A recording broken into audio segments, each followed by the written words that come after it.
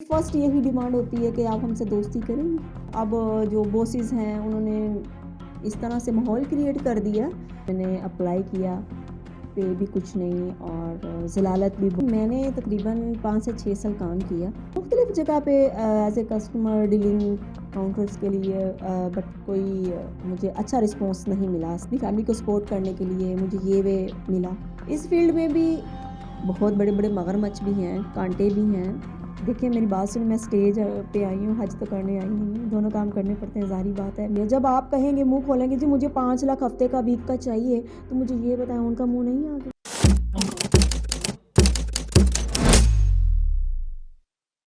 अस्सलाम वालेकुम नाजरीन, मैं हूं कुर्बान प्रिंस और आप देख रहे हैं इनर रिपोर्ट्स।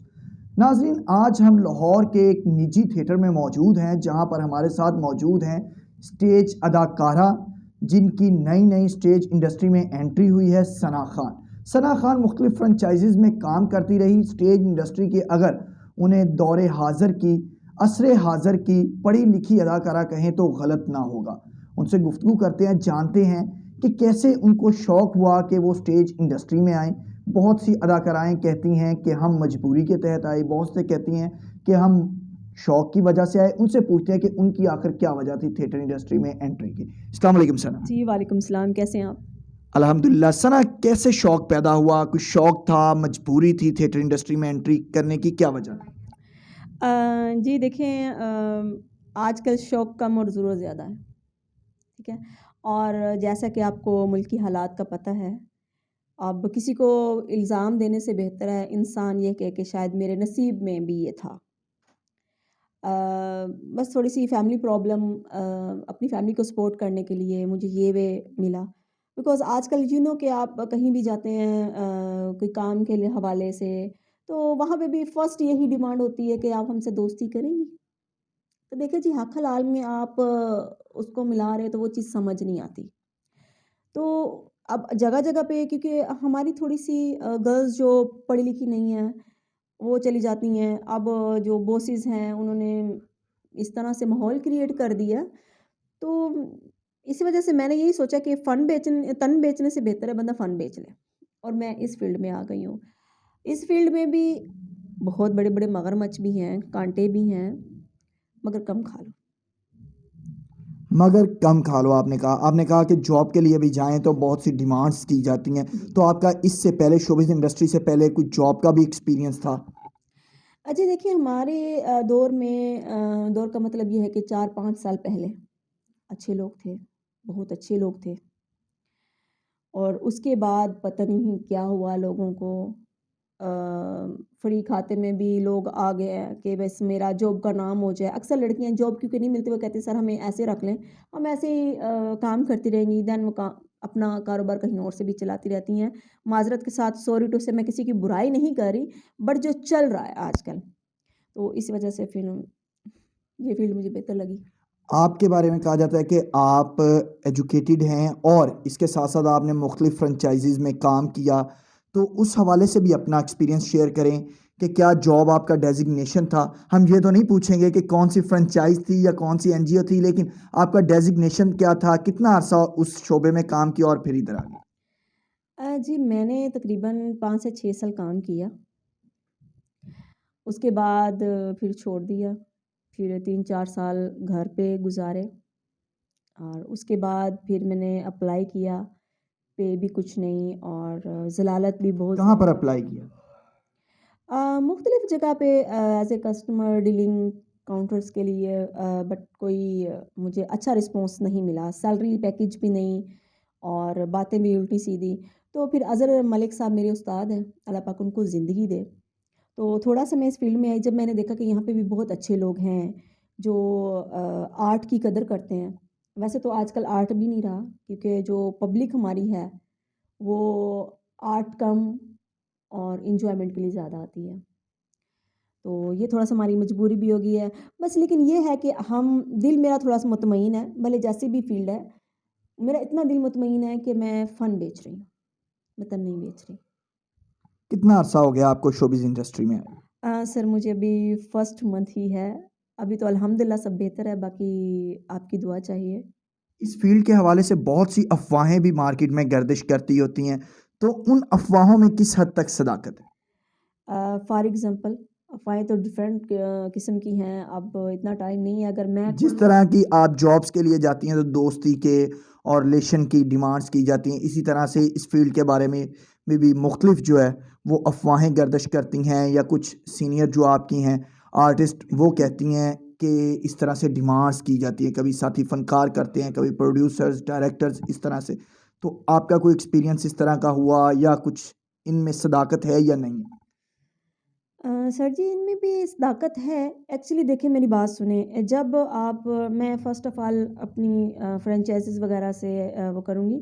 एक बंदी आती है, नॉर्मल पे में रख दिया जाता है, ओके जी वेल एंड गुड। दूसरी आती है, डिमांड करती है, आगे भी तो डिमांड होती है।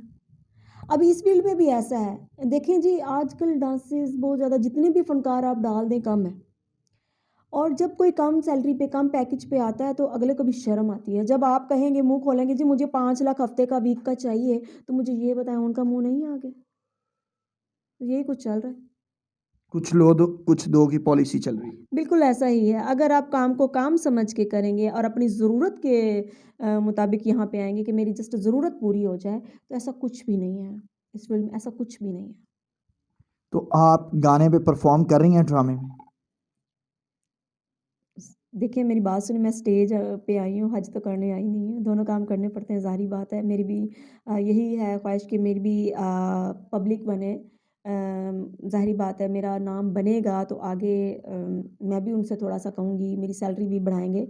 स्टार्ट में समझिए कि हमें कुछ नहीं मिलता, हमें अपना नाम बनाना पड़ता है। अगर हम डायरेक्ट ही कहें जी हमारा नाम बन जाए तो फिर 2 नंबर काम। सना कितना मुआवज़ा मिला है आपको? पहले ड्रामा जब आपने पहला ड्रामा किया, उसका कितना मुआवज़ा मिला था? क्योंकि जो पहली सैलरी होती है किसी भी शोबे में, वो बड़ी मानी रखती है। वो बंदे के लिए एक यादगार होती है। तो आपको पहला मुआवज़ा कितना मिला था?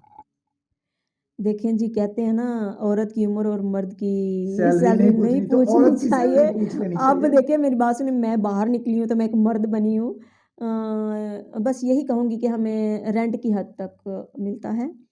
और ये जो डायरेक्ट आती हैं और बड़े चांस ये उनके ही वर्ड्स हैं। जब आप लोग देखिए माज़रत मैं सबकी बहुत रिस्पेक्ट करती हूँ और मैं सीनियर्स लोग को देख के ही, उनका फ़न देख के ही मैं यहाँ पे आई हूँ और उनकी दुआओं से और उनकी मेहनत से शायद मैं आगे थोड़ा-सा कुछ सीखूँगी। आपने कहा कि सिर्फ़ रेंट की हद तक मिलता है, तो ये चमक-दमक, मोतियों नगीनों वाले ड्रेसेस और ज़र्क-बर्क वाले मुख्तलिफ़ ज्वेलरी, फिर इतने सारे अखराजात ये कैसे पूरे हो जाते हैं?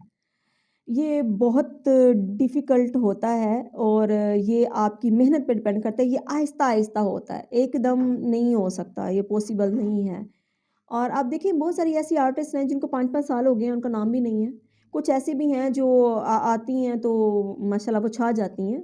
तो आप खुद समझदार हैं। आपने कहा कि थिएटर पर मैं आई हूँ तो परफ़ॉर्म करने आई हूँ, और डांस और परफ़ॉर्मेंस दोनों साथ-साथ चलती हैं, जी। इबादत करने नहीं आई यहाँ पर थिएटर पर। वैसे ठीक है, तो फिर तो बहुत सी सीनियर आर्टिस्ट जो होती हैं उनको आपने उनके मुकाबले में आने के लिए, या कह लें कि अपनी जगह बनाने के लिए उनसे बढ़-चढ़ कर परफ़ॉर्म करना होता है। तो वो तो बहुत कुछ कर जाती हैं, तो फिर आप भी ऐसा करती हैं उनको डिफ़ीट करने के लिए? देखिए सर मैं वही अर्ज़ कर रही हूँ आपसे कि कम खा लें, हया का खा लें और बाकी जो सीनियर मैं हैं। थिएटर पर परफ़ॉर्म करने के हवाले से, डांस परफ़ॉर्मेंस के हवाले से कह रहा हूँ कि जिस तरह आए दिन सीनियर आर्टिस्टों की वीडियोज़ वायरल होती हैं कि बेहुदा किस्म के डांस किए जा रहे होते हैं और सारा कुछ, तो इस चीज़ को आप कैसे देखते हैं? देखिए जी सीनियर सीनियर या बाप बाप होता है, हम छोटे-छोटे पूँगे हैं, हमारी कोई औकात नहीं है कि हम उनका मुकाबला कर सकें। हाँ, ये है कि हमारी जब सीनियर आती हैं तो उनके ही जो हैं लाइक करने वाले होते हैं कि जिनकी वज़ह से हमारी भी थोड़ी-सी हौसला अफ़ज़ाई हो जाती है। अदरवाइज़ हम तो तो कभी ऐसा हुआ है कि आप आई हो स्टेज पर, अभी तक 1 माह आपने बताया कि हो गया आपको आया थिएटर इंडस्ट्री में, तो किसी सीनियर अदाकारा ने कहा हो कि इस तरह का ड्रेसेस नहीं पहनना, ये ऐसे एंट्री नहीं करनी, ये वाला गाना नहीं करना, क्योंकि थिएटर में तो ये बहुत चीज़ें आम हैं। नहीं देखिए मेरी बात सुनिए, जब एक इंसान आता है ना और न्यू जो होता है, जितने भी आर्टिस्ट हैं माशाल्लाह सब बहुत अच्छी हैं। कोई मैंने इस तरह का नहीं देखा लड़ाई झगड़ा इस तरह से। जब आप एक न्यू आती है जी, पीछे उसकी बैक भी सही होती है। मैं ये नहीं कहूँगी कि वो गलत हो के आती है, बैक सही होती है, अच्छा खासा पहनती है, देन आके आप सीनियर के साथ मुकाबलेबाजी करते हो, तो फिर आप नाकामयाब ही रहते हो। तो मैं तो आई हूँ, मुझे हिना शाहीन साहिबा हैं, बहुत अच्छी हैं, अल्लाह पाक उनको ज़िंदगी दे। उन्होंने मुझे गाइड किया, अभी खूबसूरत कैफ़ हैं, तो बहुत अच्छे से वो हेल्प भी करती हैं, बताती हैं कि इस तरह से नहीं, इस तरह से। अगर आप सीनियर को इज़्ज़त देंगे, तो वो भी आपको इज़्ज़त देती हैं। इसमें ऐसा कुछ नहीं है, जब आप आते ही भड़केंगी, तो उनका तो एक नाम है। फैंस कॉल्स करते हैं आपको या सराहने के लिए, आपकी मदासराई के लिए, जी के वेरी गुड, आपकी आज तो परफॉर्मेंस बहुत आला थी, ज़बरदस्त थी, इस तरह का कुछ होता है राब्ता उनके साथ? सर, आपके पास मेरा मोबाइल नंबर है? मेरी तो मुलाकात आपसे पहली है ना, तो आप तो 1 माह से परफॉर्म कर रही हैं। बस सबके साथ मेरी फर्स्ट ही है, और मज़े की बात ये है कि मैं ज़्यादातर मोबाइल रखती नहीं हूँ। आखिर में क्या मैसेज देना चाहेंगी? आखिर में यही मैसेज देना चाहूँगी कि देखें जी, मैंने भी गलत बातें की हैं कुछ, कि ये हो गया, वो हो गया, मगर इंसान जो है ना, अपने आप पे डिपेंड करता है इंसान पे कि इंसान के ने कौन-सा रास्ता चुनना है। मैंने भी कहा जी फलाँ में ये आता है, फलाँ में ये होता है, ये गलत बात है, मुझे भी नहीं कहनी चाहिए। और हाँ, आप सोच समझ के आगे बढ़ें, सोच समझ के कदम रखें, तो मेरे ख़्याल में आपके लिए हर रास्ता आसान है। कोई रास्ता भी गंदा, गलत कुछ ऐसा नहीं होता। दिल को मुतमईन करके चलना चाहिए इंसान को।